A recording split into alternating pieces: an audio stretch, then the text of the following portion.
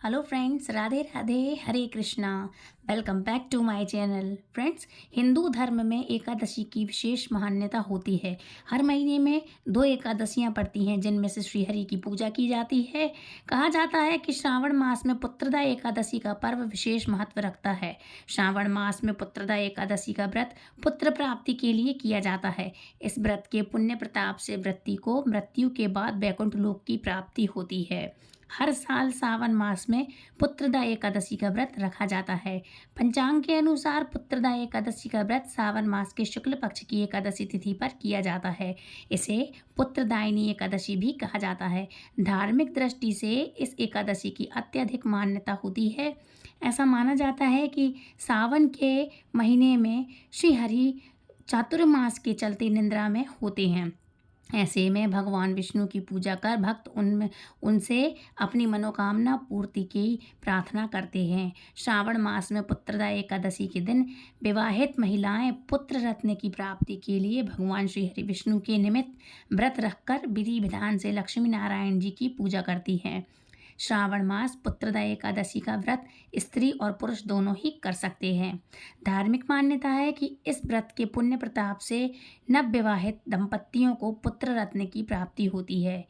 इस साथ ही विवाहित महिलाओं के सुख और सौभाग्य में भी वृद्धि होती है। तो इस साल जिनकी नई नई शादियां हुई हों, जिनको अपनी गोद भरनी हो पुत्र रत्न से या पुत्री रत्न से, तो भगवान की प्रार्थना आराधना और व्रत जरूर करें। व्रत ना रख सकें तो उनकी पूजा जरूर करें कि हमारे यहाँ भी लाला या लाली आए। वहीं सामाजिक मान्यताओं के अनुसार जो मनवांछित फल की प्राप्ति कराता है वो होता है एकादशी का व्रत। धार्मिक मान्यता अनुसार पुत्रदा एकादशी का व्रत करने पर भक्तों को अक्षय फलों की प्राप्ति होती है। अक्षय मतलब बहुत अधिक फलों की, और मृत्यु उपरांत वैकुंठ लोक भी मिलता है। यह एकादशी जीवन में खुशहाली और संतान प्राप्ति के विशेष मानी जाती है। तो इस माह में कब रखा जाएगा व्रत, तो चलिए आपके लिए इसका शुभ मुहूर्त बता दूं, पूजा का शुभ मुहूर्त बता दूं, व्रत का पारण समय कब है। तो चलिए शुरू करते हैं इसके मुहूर्त और शुभ तिथि के बारे में। तो श्रावण मास के शुक्ल पक्ष की एकादशी तिथि 15 अगस्त को सुबह 10:26 पर शुरू होगी। वहीं इस एकादशी तिथि का समापन 16 अगस्त को सुबह 9:39 पर होगा। पुत्रदा एकादशी का व्रत कब है, तो हिंदू पंचांग के अनुसार इस साल पुत्रदा एकादशी का व्रत इस बार 16 अगस्त को दिन शुक्रवार के दिन रखा जाएगा। उदया तिथि के अनुसार ये दिन सबसे शुभ मुहूर्त है, इसलिए उदया तिथि के अनुसार हम मानते हैं इस डेट को और मुहूर्त को। इसलिए उदया तिथि के अनुसार आप 16 अगस्त को व्रत रख सकते हैं। वैष्णव समाज के लोग भी 16 अगस्त को श्रद्धा भक्ति के साथ 16 अगस्त को व्रत रखते हैं। श्रावण मास में श्रावण पुत्रदा एकादशी व्रत जगत के पालनहार भगवान श्री हरि विष्णु और माँ लक्ष्मी की पूजा कर सकते हैं। सावन मास में पुत्रदा एकादशी का पारण समय कब है, तो पारण समय का देख लेते हैं। तो पुत्रदा एकादशी व्रत रखने वाले लोग अगले दिन यानी सूर्योदय के बाद 17 अगस्त को सुबह 5:51 से लेकर के सुबह 8:05 तक व्रत का पारण आप कर सकते हैं। पारण करने के बाद आप जल्दी से भगवान की पूजा करें। उसके बाद आप कुछ सामग्री है, जो खाने की सामग्री है या सूखा सामान है, तो वो आप या तो किसी का ज़रूरतमंद को दे दें दान में, या ब्राह्मण को दे सकते हैं तो दे दें। ब्राह्मण आदि को भोजन कराएं। पारण आप खूब सुबह कर लें क्योंकि इसकी अवधि कम होती है। तो इस तरह से आप पारण करें। उसके बाद उसी दिन फिर आप ब्राह्मणों को भोजन आदि करा सकें तो वो अच्छा, मंदिर में दान दे सके तो वो अच्छा, किसी ज़रूरत को दे सके तो और भी अच्छा। पुत्रदा एकादशी की पूजा का शुभ मुहूर्त सुबह के समय माना जाता है। मतलब इस दिन सुबह 9:39 पर, मतलब भद्रा काल का योग है। भद्रा में कुछ नहीं होता है, तो इस योग में पूजा करने पर भगवान विष्णु का आशीर्वाद मिलता है। मतलब भगवान तो खुश ही रहते हैं। उसके पहले आगे पीछे आप जब भी कर सकें तो कर सकते हैं, लेकिन 9:39 पर भद्रकाल का योग है और इस योग में पूजा करने पर भगवान विष्णु का आशीर्वाद मिलता है। इस दिन प्रीति योग भी बन रहा है। यह योग दोपहर 1:12 पर बनेगा। इन दोनों योग के समय भगवान विष्णु की पूजा करने से साधक को भगवान विष्णु का आशीर्वाद प्राप्त होता है। पुत्रदा एकादशी का व्रत का महत्व क्या है, तो जान लेते हैं। तो धार्मिक मान्यताओं के अनुसार पुत्रदा एकादशी का व्रत करने से अक्षय पुण्य की प्राप्ति होती है, मृत्यु के बाद वैकुंठ लोक की प्राप्ति होती है। ऐसा कहा जाता है कि इस व्रत को करने से घर में धन धान्य की कमी नहीं होती है और धन धान्य से हमेशा अन्नपूर्णा के आशीर्वाद से हमेशा घर में बरकत होती है और धन धान्य हमेशा भरा रहता है। मान्यता है कि इस एकादशी का व्रत करने से श्री हरि नारायण के साथ माँ लक्ष्मी की भी असीम कृपा प्राप्त होती है और पौराणिक कथा के अनुसार इस व्रत के पुण्य से राजा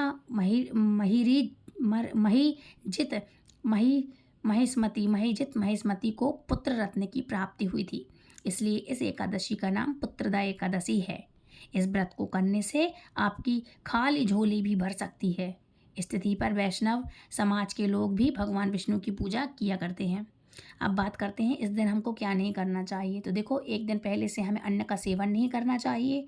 तुलसी दल वगैरह हैं जो आप तोड़ के रख सकते हैं। तुलसी दल उस दिन छूना और या पूजा करना या जल चढ़ाना वर्जित होता है, क्योंकि माँ तुलसी भी पूजा करती हैं और निर्जल व्रत रखती हैं।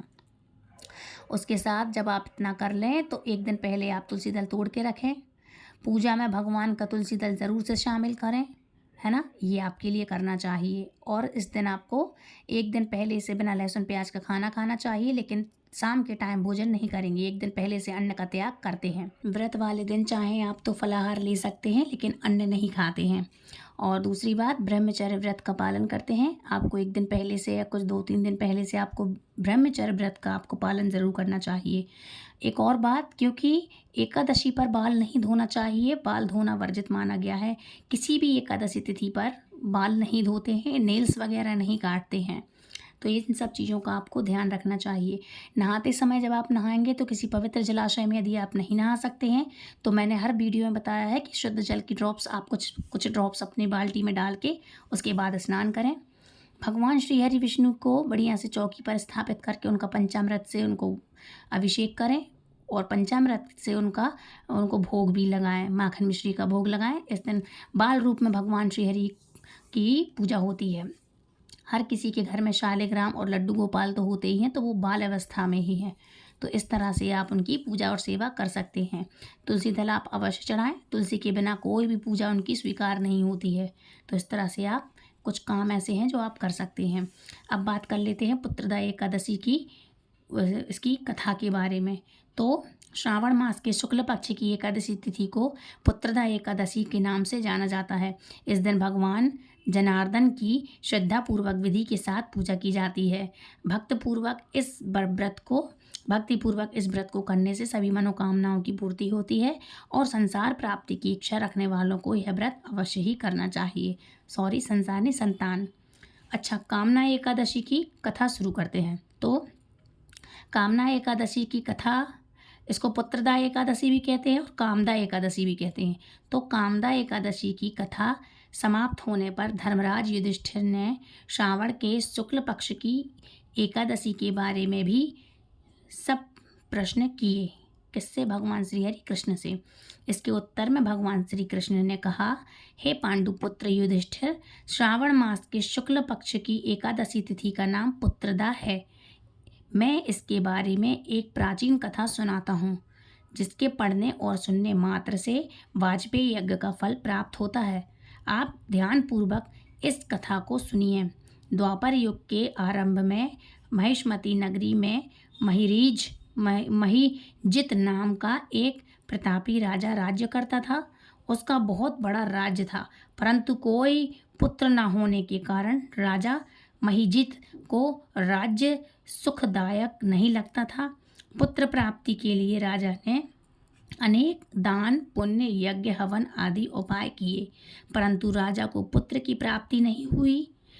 वृद्धावस्था आती हुई देखकर राजा अपनी प्रजा के साथ प्रतिनिधियों और विद्वानों ब्राह्मणों को बुला करके कहने लगा, हे प्रजाजनों, मैंने इस जन्म में तो कोई पाप नहीं किया। मेरे खजाने में अनन्याय से उपार्जन किया हुआ धन नहीं है। अन्याय से मतलब कमाया हुआ धन नहीं है मेरे खजाने में, और ना ही मैंने कभी देव मंदिरों, सदगृहस्थों अथवा ब्राह्मणों का धन छीना है, मतलब मैंने किसी का भी धन नहीं छीना है। किसी दूसरे की धरोहर भी मैंने कभी नहीं ली और ना ही प्रजा का अन्यायपूर्ण कोई भी कार्य या कर लगाया है। मैं प्रजा का पुत्र के समान मैं पालन करता हूँ तथा ब्राह्मणों और सन्यासियों से को भरपूर दान देता हूँ। यद्यपि न्याय की रक्षा के लिए मैं अपराधियों को दंड देता हूँ, परंतु कभी किसी से घृणा नहीं की।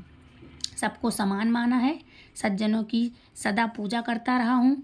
इस प्रकार धर्मयुक्त राज्य करते हुए भी मेरे पुत्र नहीं हैं। इस कारण से मैं अत्यंत दुख पा रहा हूँ। इसका क्या कारण है? राजा महिजित की इस समस्या के निवारण हेतु प्रजा के प्रतिनिधित्व तथा मंत्रीगण वन में जाकर बड़े बड़े ऋषियों और मुनियों के दर्शन करते हुए किसी विद्वान तपस्वी की तलाश में लग गए।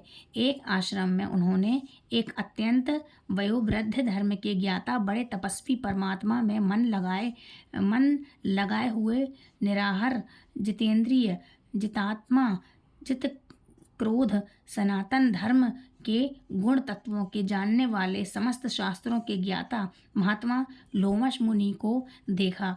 एक कल्प के व्यतीत होने पर एक रोम गिरता था। लोमश ऋषि की आयु इतनी अधिक थी कि उनकी आयु सबने जानकर लोमश ऋषि को प्रणाम किया और उनके सामने बैठ गए। उन्हें देख करके ऋषि ने पूछा कि आप लोग किस कारण से यहाँ आए हैं? आप मुझे अपनी समस्या बताइए। निसंदेह मैं आप लोगों का हित करूँगा। लोमश ऋषि के ऐसे वचन सुन करके सब लोग बोले, हे महर्षि, यद्यपि आप हमारी बात जानने में ब्रह्मा से भी अधिक सामर्थ्य हैं, मगर फिर भी हम अपनी व्यथा कहते हैं। महिष्मतीपुर का धर्मात्मा राजा महिजित प्रजा का पुत्र के समान पालन करता है, परंतु फिर भी वह पुत्रहीन है। हम लोग उसकी प्रजा हैं। अपने राजा के दुख से हम भी दुखी हैं। हमको पूर्ण विश्वास है कि आपके दर्शन से हमारा यह संकट अवश्य दूर हो जाएगा, क्योंकि महान पुरुषों के दर्शन मात्र से उनके कष्ट दूर हो जाते हैं। आप कृपा करके राजा के पुत्र होने का उपाय बतलाइए। यह वार्ता सुनकर ऋषि लोमस ने थोड़ी देर के लिए अपने नेत्र बंद किए और राजा के पिछले जन्म का वृतांत ज्ञात कर लिया। लोमश ऋषि ने स्नेहसिक्त वाणी से कहा, हे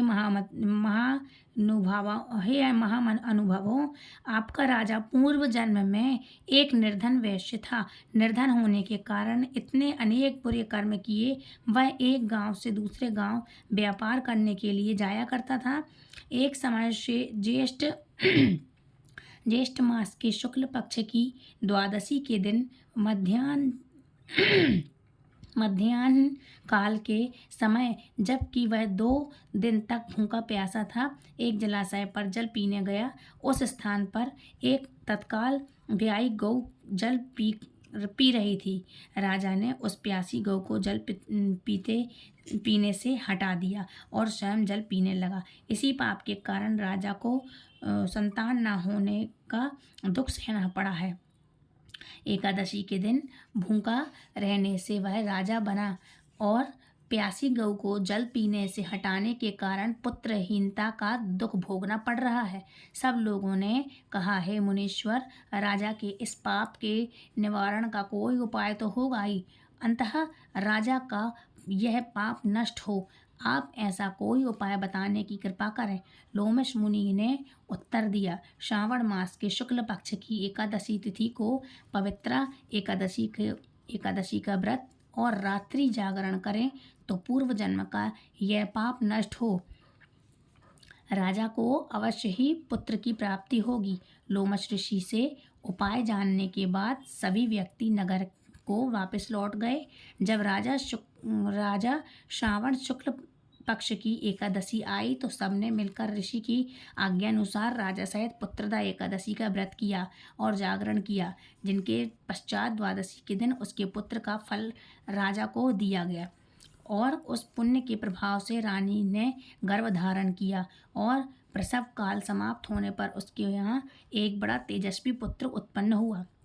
अंत में भगवान कृष्ण ने कहा, हे राजन, इस श्रावण मास की शुक्ल पक्ष की एकादशी का नाम पुत्रदा एकादशी है। अतः संतान के सुख की इच्छा रखने वाले इस व्रत को अवश्य करें। इसके महात्म्य को सुनने से मनुष्य सब पापों से मुक्त हो जाता है और इस लोक में संतान सुख भोग कर परलोक में स्वर्ग को प्राप्त होता है। तो फ्रेंड्स, ये थी आज की कहानी।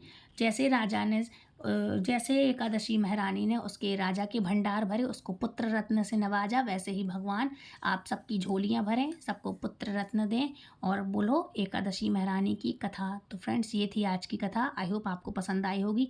यदि वीडियो पसंद आई है तो प्लीज़ वीडियो को लाइक शेयर कमेंट करें। चैनल पर यदि आप पहली बार जुड़े हैं तो चैनल को सब्सक्राइब करें ताकि बेल आइकन को ऑल पे प्रेस करें ताकि आने वाली वीडियो की हर नोटिफिकेशन सबसे पहले आप तक पहुँचे। मिलती हुई नेक्स्ट वीडियो में, तब तक के लिए फ्रेंड्स राधे राधे, हरे कृष्णा, हरि बोल, हैप्पी एकादशी वंस अगेन, हरे कृष्णा।